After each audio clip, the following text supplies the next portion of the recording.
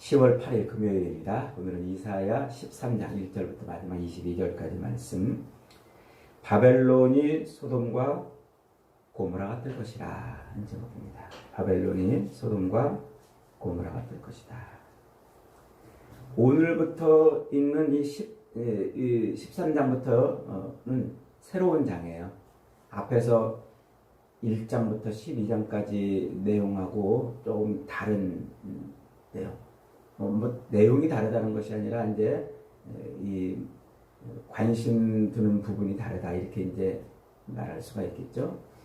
1장에서부터 12장까지는 이제 이사야가 언제 선지자로 부름받았고 또 그가 어떻게 부름받았으며 또 이스라엘 유다가 무슨 죄악에 지금 빠져 있는지 설명하다가 갑자기 아람과 북이스라엘 연합군이 유다를 공격하니까 그것을 인해서 아람과 북이스라엘을 멸망시킬 것이다.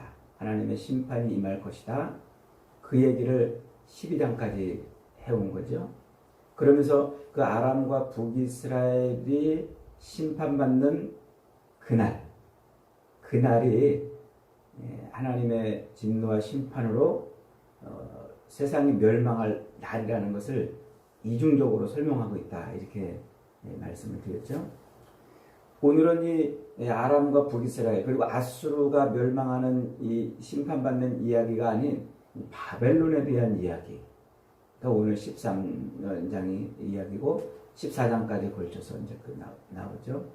그리고 15장부터 23장까지는 그 예루살렘 유다를 중심으로 사방에 흩어져 있는 열 나라, 그 열 나라들이 어떻게 하나님의 진노와 심판을 받을 것인지 그 얘기를 23장까지 쭉 펼쳐주고 있습니다. 오늘 본문은 13, 14장 이 두 장은 바벨론을 하나님이 심판하시겠다 하는 얘기예요. 그래서 바벨론을 어떻게 하나님이 심판하시고 멸망시킬 것인지 이 얘기를 합니다. 이 바벨론은 BC 586년에 남유다를 멸망시키는 나라죠. 그런데 이 BC 586년에 아주 강한 힘으로 유다를 멸망시키는 나라로 등장하는 이 바벨론이 멸망할 것이라고 지금 언제 얘기하냐면 이 130년 전에 지금 얘기하는 거예요. 그러니까 유다가 멸망할 때 등장하는 그 바벨론이 등장하기 130년 전에 지금 이사야가 앞으로 130년 뒤에나 등장할 그 바벨론이 멸망할 것이다. 이렇게 말하고 있는 거예요. 상당히 이례적이죠. 지금 이제 이 예언을 듣고 있는 이 시대는 히스기야 왕 시대입니다.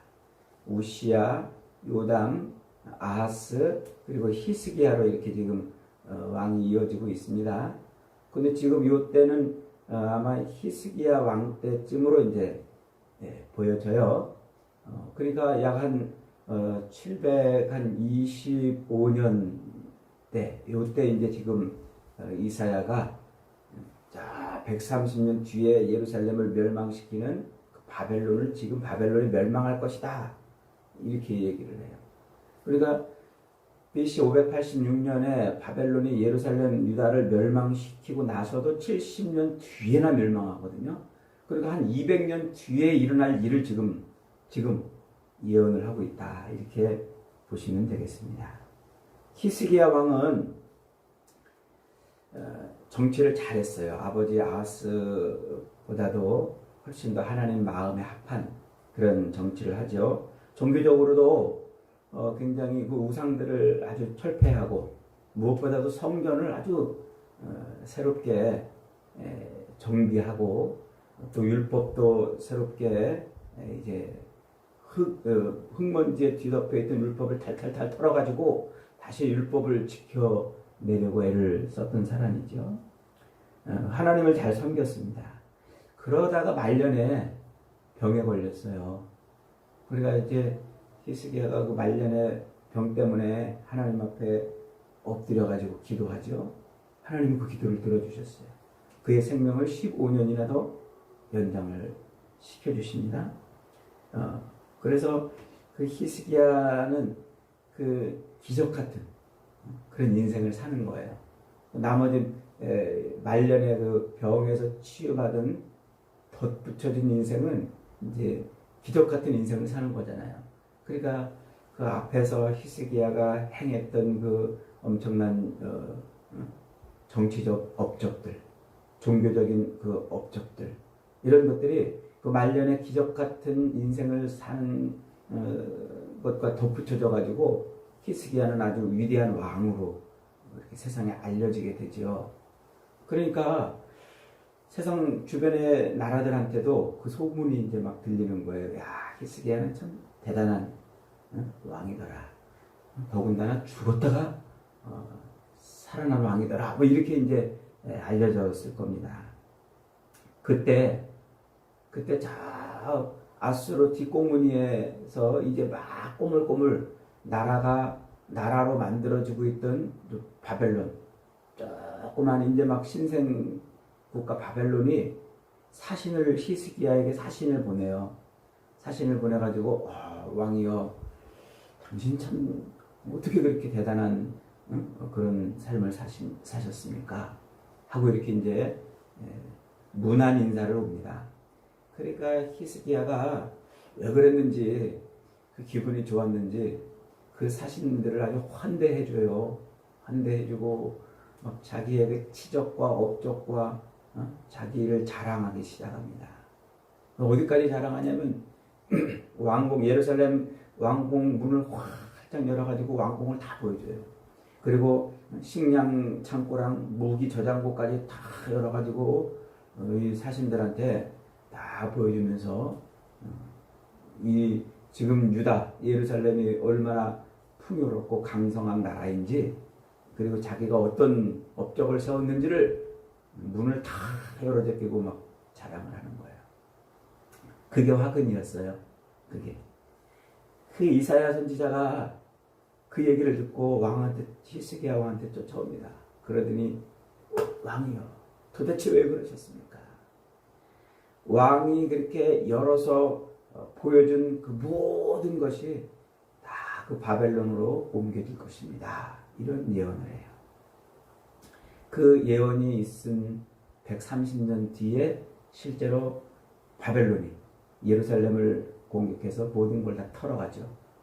다 털어가고 유다를 멸망시켜요. 유다 나라가 이제 멸망이 돼버리는 거예요. 그런데 그 130년 뒤에 유다를 멸망시킬 그 바벨론이 지금 어떻게 된다고요? 멸망당할 것이다 라고 지금 200년 후에나 있을 이 이야기를 지금 이사야 선지자가 지금 백성들에게 외치고 있는 거예요. 그러니까 지금 200년 뒤에 있을 일을 외치고 있는 이때의 가장 강성한 나라는 지금 아수르거든요. 그래서 히스기야 때도 아수르가 무려 몇 차례 공격을 합니다. 그러니까 이 아수르가 굉장히 강한 나라인데 아직 나라로 제대로 변변히 갖춰지지도 않은 아수르의 뒷공무니에 붙어서 꼬물꼬물하고 있는 그 나라가 멸망할 것이라고 지금 예언을 하고 있다는 거죠. 이 바벨론은 아주 오랜 역사를 가지고 있는 나라이기도 해요. 그래서 함무라비 법전이라는 걸 우리 국사책에서 배우잖아요. 세계 최초의 그 법전으로 세워진 그런 법전으로 이렇게 알려진 법전 말이죠. 그 법전이 만들어졌던 그 함무라비 시대의 바벨론, 그 고대 바벨론이라고 얘기를 해요. 그 고대 바벨론이 멸망하고 무려 지금 1000년이나 지난 뒤에요. 바벨론 옛날에 아주 고대 바벨론이 있었는데 그 바벨론이 그 멸망하고 이제 1000년이나 지난 뒤에 또 바벨론이라는 이름으로 나라가 또 세워지는 거예요. 그래서 그 나라가 이제 하나님께서 그 바벨론을 초토화시키고 멸망시킬 것이다 이래요.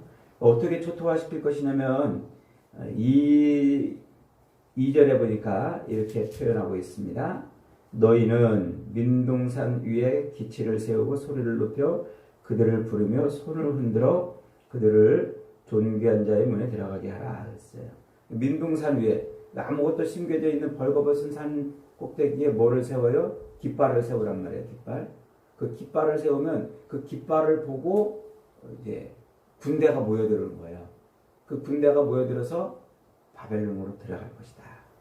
그 군대, 그 깃발을 보고 모여든 군대가 이제 바벨론으로 들어갈 것이다. 그렇게 말해요. 그리고 3절부터 5절까지는 그 군대가 바벨론과 이제 전쟁을 벌이는데 하나님이 부르신 그 군대에 의해서 전쟁이 일어나면 그날은 여호와의 날이 될 것이다. 이렇게 말하고 있어요. 그래서 바벨론이 멸망하는 그날은 무슨 날? 여호와의 날. 여호와의 날. 그래서 그 여호와의 날은 그 강성했던 바벨론의 힘을 하나도 못 쓰고 아예 그냥 픽픽 쓰러지는 세상을 쥐고 흔들던 그 강성한 바벨론이 그냥 픽 쓰러지는 그런 날이 될 것이다. 이렇게 표현해요. 9절로 12절에 보니까 그날, 그 바벨론이 멸망하는 그날은 여호와의 날이라 하고 이렇게 선포하고 있는데 그날은 온 하늘과 온 땅도 심판받는 날이라 이렇게 설명해요.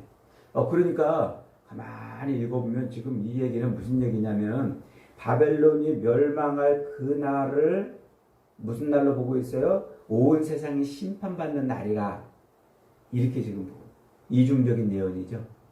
그러니까 하나님의 세상을 심판하시는 날이 올 것이다. 그래요. 그리고 모든 죄인들을 멸하는 날이 될 것이다. 그럽니다. 9절부터 12절에 보라 여호와의 날 곧 잔혹히 분냄과 맹렬히 노하는 날이 이르러 땅을 황폐하게 하며 그 중에서 죄인들을 멸하리니 하늘의 별들과 별 무리가 그 빛을 내지 아니하며 해가 돋아도 어두워지며 달이 그 빛을 비추지 아니할 것이로다. 내가 세상의 악과 악인의 죄를 벌하며 교만한 자의 오만을 끊으며 강포한 자의 거만을 낮출 것이며 내가 사람을 순금보다 희소하게 하며 인생을 오빌의 금보다 희귀하게 하리로다. 그러니까 바벨론이 멸망당하는데 사람 흔적조차 찾을 수 없을 그런 멸망을 당할 것이다 그래요. 근데 바벨론은 아주 굉장한 힘을 가지고 있던 나라죠. 뿐만 아니라 재력도 가지고 있었고 또 매력도 가지고 있었던 나라입니다. 그래서 짧은 시간에 아주 삽시간에 많은 나라를 통치하는 그런 나라가 되죠. 그래서 13절로 16절에 보니까 그 바벨론이 멸망하는 날이 되면 모두가 그 자리를 떠날 것이다. 낯선 자마다 얼른 고향으로 돌아갈 것이다. 이렇게 말하는데 그 고향으로 돌아간다는 말은 있던 자리로 돌아간다 이 말이에요. 원래 있던 자리로 돌아간다. 그러니까 바벨론이 멸망하는 그날은 여기저기에서 모여들었던 사람들이 원래 있던 곳으로 돌아가는 그런 일이 벌어질 것이라고 말해요. 그리고 17절부터 마지막 22절에서도 역시 하나님의 바벨론을 치시던 그날은 바벨론이 쌓아 올렸던 그 모든 것이 다 무너져 내릴 그런 날이다. 이렇게 표현을 하고 있습니다.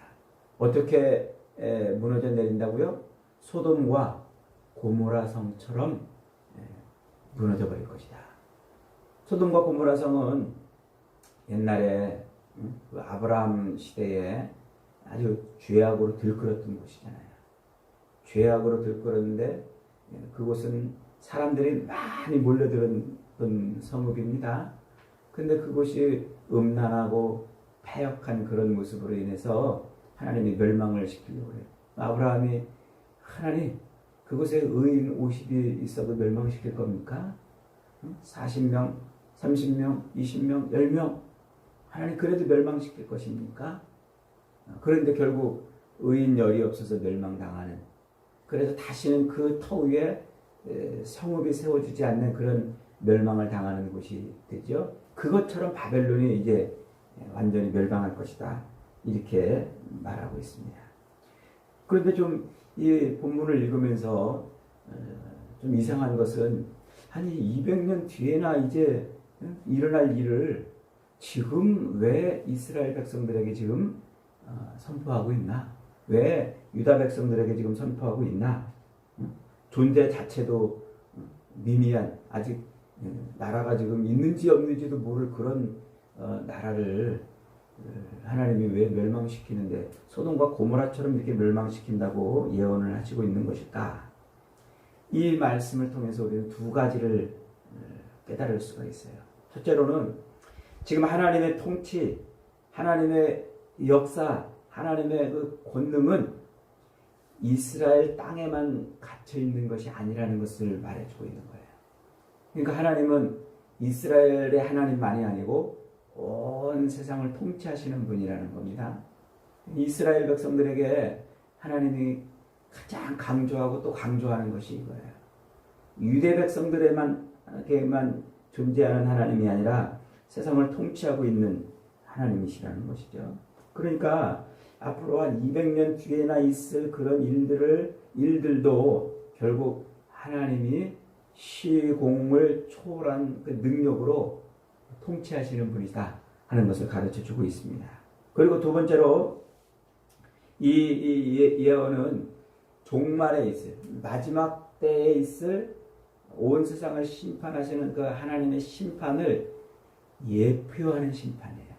예표. 그러니까 이사야 시대의 그 심판은 그 당시 이사야의 예언을 이스라엘 백성들이 유다 백성들이 잘 못 알아들어도 하나님은 그 심판을 선언을 해놓으셨기 때문에 세상의 역사는 이제 그 심판을 향해서 가는 거야 라는 거죠. 그게 예표예요. 그래서 유다 백성들은 그 당시에 자기들이 비록 깨닫지 못했어도 시간이 갈수록 하나님은 하나님의 뜻대로 세상 역사를 끌고 가시는 분이시구나 하는 겁니다. 그래서 이 바벨론의 심판을 통해서 하나님이 세상 역사의 주인이신 것을, 세상의 통치자이실 뿐만 아니라 세상의 역사의 주인이신 것을 선포하고 있는 거예요. 그 다음에 세 번째로 이 바벨론 이 심판 멸망의 예언을 통해서 지금 말하고 싶은 것이 바벨론을 뭘로 보고 있냐면 하나님을 대적하는 대표 선수로 보고 있는 거예요. 아주 중요한 개념이 여기서 만들어집니다. 지금 이 유다 백성들은 바벨론을 알지도 못하는데 하나님은 이 바벨론을 하나님을 대적하는 대표 선수로 지금 등극을 시켜놓고 있는 거예요. 그래서 이 바벨론이 결국은 세상 종말에 바벨론이 무너질 것을 선언하죠. 그래서 요한계시록에서 세상이 종말이 오잖아요. 그때 무너졌도다 큰 성 바벨론이여 하고 이렇게 이제 바벨론이 무너지는 것을 선언을 하는데 이 개념이 거기에서 완성이 돼요. 왜 그랬을까요? 왜 도대체 이 바벨론을 들어서 이렇게 하나님이 세상 종말의 이야기를 말씀하고 있는 걸까요? 창세기 11장에 가면은요, 이제 백성들이 노아의 홍수 이후에 백성들이 많아져가지고 이제 여기저기 이제 막 사람들이 이제 막 큰 무리를 이룹니다. 그렇게 무리를 이룬 백성들이 하는 짓이 뭐냐면, 야, 우리가 성과 대를 쌓아가지고 높이 쌓아가지고 하늘 끝까지 닿자. 그래서 우리가 이제 더 이상 흩어짐을 면하자. 홍수도 면하고 흩어짐을 면하자. 그래서 그들이 모여가지고 뭐를 쌓아요? 바벨탑을 쌓아요. 바벨탑을. 그 바벨탑을 쌓고 자기의 이름을 드러내자고. 그 사건이 굉장히 중요한 상징적 사건이에요. 그래서 하나님은 그 바벨탑을 쌓고 자기의 이름을 드러내고 흩어짐을 면하자고 하는 그들을 바라보고 그들의 그 죄악, 어리석음을 하나님이 치시죠. 그래서 흩어짐을 면하자고 해서 쌓았던 그 성이 도리어 흩어지는 결과가 생기는 거예요. 흩어짐에 심판을 받는 거예요. 그래서 바벨이에요. 바벨은 쪼개지다, 흩어지다, 나뉘다 이런 뜻을 가지고 있어요. 우리가 왜 헬스장에 가면은 바벨 들잖아요. 바벨 이렇게 조각조각 동그란 수세뭉탱이에 텅텅텅 붙여가지고 엽기 이렇게 들듯이 그걸 바벨이라고 이제 부르는데 그 조각 났다 뭐 이런 뜻이에요. 그러니까 지금 창세기 11장에서 그 바벨 이스라엘 그 사람들이 자기들이 모여가지고 이름을 드러내고 흩어짐을 면하자고 한 거기를 하나님이 치셔가지고 흩어져서 거기가 바벨이라고 이렇게 이름을 부른단 말이죠. 하나님이 심판해서 흩어진 곳. 그것이 어떻게 돼요? 희한하게 재미있게도 그 이름을 가진 나라가 등장해서 하나님의 백성을 치는 거예요. 그리고 바벨론이 이스라엘 백성들을 총 4번에 걸쳐서 포로로 잡아가요. 그래서 BC 605년부터 느부갓네살이 1차 포로 잡아가고 2차 포로 잡아가고 3차 포로 잡아가고 그러면서 마지막 또 찌끄러기까지 다 끌고 가가지고 바벨론에 이스라엘 백성들이 유다 백성들이 끌려가죠. 그 끌려가서 이 유다 백성들이 거기서부터 흩어져요. 그래서 나중에 이제 디아스포라 유대인이라고 생기는 유대인들이 생기는데 흩어진 유대인들.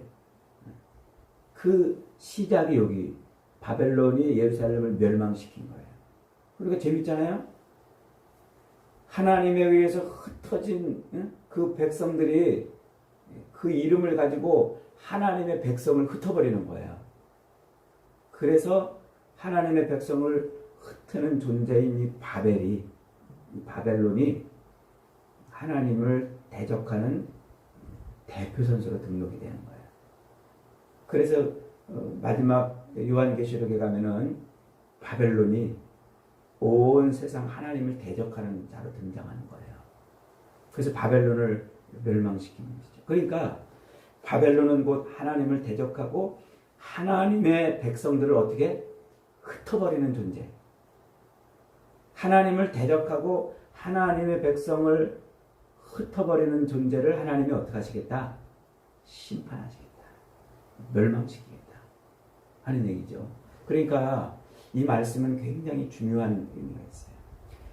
하나님의 백성은 하나님의 성전을 중심으로 이루어지잖아요.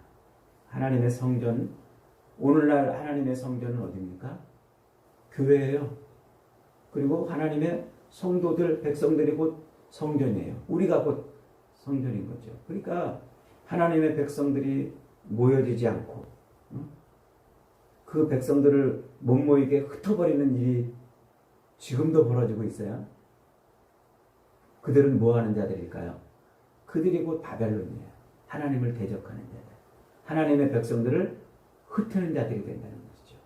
그러니까 지금 이사야의 예언을 통해서 보여주고 싶은 것이 뭐냐면 이스라엘 백성들, 유다 백성들 자체에도 성전을 중심으로 모여야 되는데 그 모이기를 거부하는 자들이 있고 그 성전이 아닌 엉뚱한 것을 하나님처럼 섬기는 이런 일들이 벌어지고 있는데 그들이 하나님을 대적하는 자들이라는 거죠. 그것이 곧 하나님을 대적하는 그런 일들이 역사 속에서 계속 이어져 옴을 설명을 하고 있는 것입니다. 그러니까 오늘 이 유다 백성들을 통해서 하나님이 지금 말하고 싶은 것은 하나님을 대적하는 자들, 하나님의 백성을 흩어버리려고 하는 그런 자들을 하나님이 심판하시겠다는 선언을 지금 말씀하고 있는 것이죠. 여러분 오늘도 우리가 하나님의 백성으로 흩어짐을 하나님의 백성으로서 흩어지는 그런 삶을 살면 안 돼요. 그런데 자꾸 교회를 허물어뜨리는 자들이 있죠. 외부에서도 허물어뜨리는 자들이 있는가 하면 교회 안에서도 스스로 자꾸 교회 밖을 나가는 자들이 있는 거예요. 결국 다 같은 부류들이에요. 하나님을 대적하고 하나님의 백성을 흩트는 자들이 되는 것이죠. 그 자들에 대한 하나님의 진노 무엇처럼 된다고요? 소돔과 고모라처럼 될 것이다. 다시 세워지지 않는 것이 될 것이다. 이렇게 말하고 있어요. 여러분, 오늘 이 시대가 하나님을 대적하고 있는지, 또 이 우리 민족이 또 하나님의 백성을 흩트고 있는지 돌아봐야 돼요. 우리 자신은 또 어떻게 하나님을 대적하고 있고 하나님의 백성으로서 어떻게 하고 있는지. 그래서 우리가 바벨론 같은 삶을 사는 것이 아니라 정말 하나님의 백성으로서 온전한 삶을 살아야 될 것입니다. 저와 여러분이 바벨론같이 하나님을 대적하는 자들이 아니라 오히려 더 하나님을 예배하는 성전으로 세워지는 그런 삶을 사시기를 주님의 이름으로 축원합니다.